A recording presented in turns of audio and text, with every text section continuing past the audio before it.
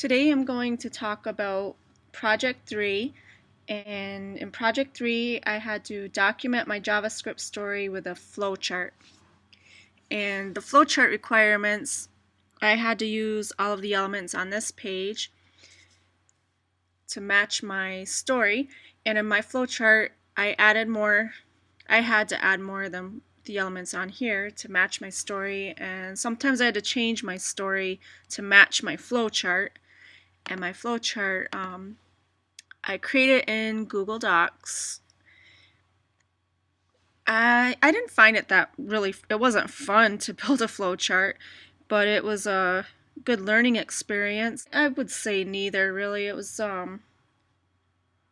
having fewer constraints. Actually, I tend to create even more work for myself because my imagination gets all wild, adding more and more to my story, and then I'd have to take those elements out of my story because I don't have time this week to make a massively huge flowchart.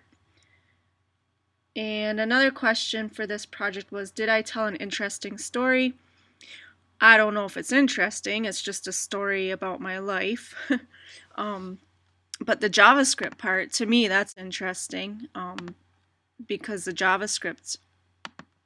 JavaScript portion of my story is helping me to be able to understand objects and the while loop. Last week I had a little problem with understanding the while loop, and now I have a much better understanding of it.